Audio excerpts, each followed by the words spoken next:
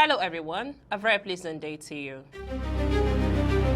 My support for Tinubu is total, says Wike amid rift with APC National Secretary. Senator Ojuzo Kalu says Governor Alex Suti is free to remain in the Labour Party, adding that political disagreements will be resolved on the field of ideas. Chief Dan Nwayanwu speaks on the issue of tribalism and national unity in the country. And Kasim Afebua criticizes former Anambra State Governor Peter Obi, citing alleged labor unrest and administrative decisions during his tenure. And on the foreign scene, Trump claims U.S. oil firms could be up and running in Venezuela within 18 months. A very good day to you and welcome to First Next News Port Harcourt. I am Becky Usoro. Now the news in full. Yesterday week, Minister of the Federal Capital Territory FCT has declared total support for President Bola Tinubu.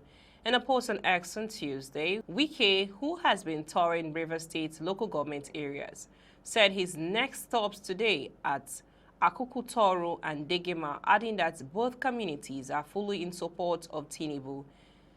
We were in Oyibo and Ugubolo local government areas. We'll be in Akukutoro and Degema local government areas, Wike wrote. Here it is local politics, and our support for Mr. President is total.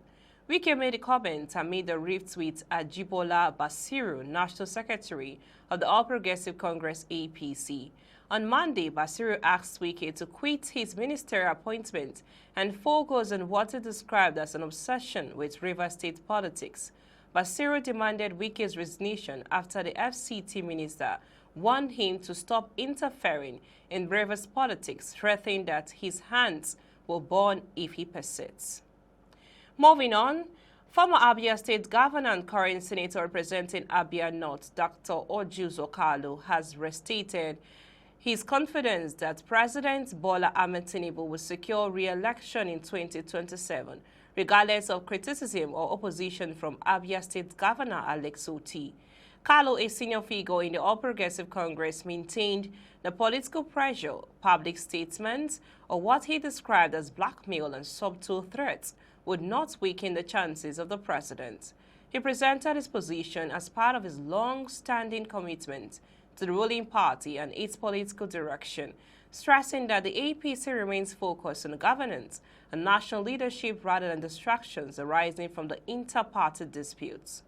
The senator who governed Abia State from 1999 to 2007 described the APC as a progressive platform that has consistently provided leadership across different levels of government. In his view, political disagreements should be handled within the boundaries of democratic engagement, without resorting to personal attacks or inflammatory language that could distract from governance. Kalu's remarks follow the press statement issued by the Abia State government under Governor Uti, which reportedly criticized and mocked President Tinubu's re-election prospects.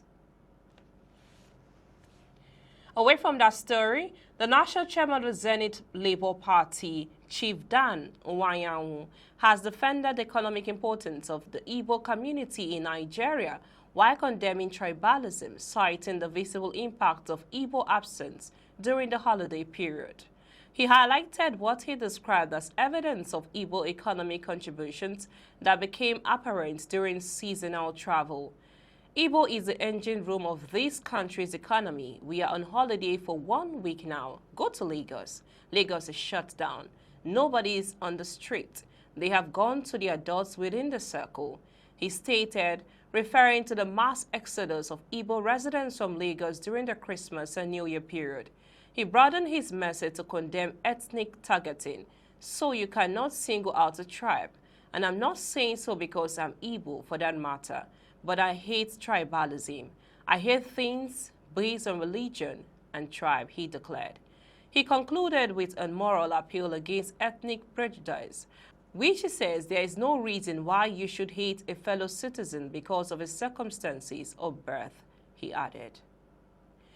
In another development, Edo State Commissioner for Information and Strategy, Kasim Afebua, has accused ADC presidential hopeful Peter Obi of performing poorly during his tenure as governor of Anambra State. During an interview, Afebua argued that institutions went on strikes, with Obi sacking vice-chancellors, anyhow while increasing school fees at Anambra University. He claimed that Obi presided over prolonged strikes by workers and doctors, with doctors reportedly on strike for more than 40 days. He further claimed that Obi threatened to sack over 3,000 workers. According to him, these issues are well documented. He questioned when Obi suddenly became portrayed as a morally superior political leader, wondering why people are now insisting that he is the candidate they want. We now move on to the foreign scene. President Donald Trump says the U.S. oil industry could be up and running with increased operations in Venezuela within 18 months after a surprise military operation removed President Nicolas Maduro from power. Trump, in a media interview, said a tremendous amount of money will have to be spent, and the oil companies will spend it, and then they will get reimbursed by us or through revenue. Representatives from major U.S. petroleum companies plan to meet the Trump administration later this week.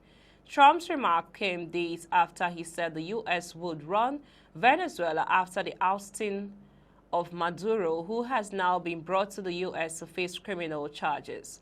Trump speculated that oil production could ramp up in less time than that, but it will be a lot of money. He has been explicit about his ambitions for American petroleum companies to scale up the operations in the country.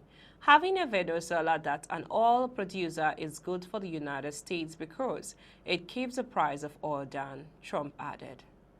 We now bring you highlights of the stories in the bulletin. We brought to you that my support for Tinubu is total, says Wike amid rifts with APC National Secretary.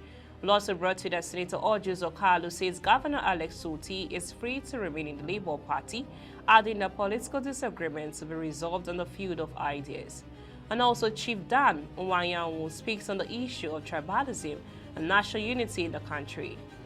And also Kasim Afebua criticizes former Anambra State Governor Peter Obi, citing alleged labor unrest and administrative decisions during his tenure. We'll also brought to you from the foreign scene that Trump claims U.S. oil firms could be up and running in Venezuela within 18 months.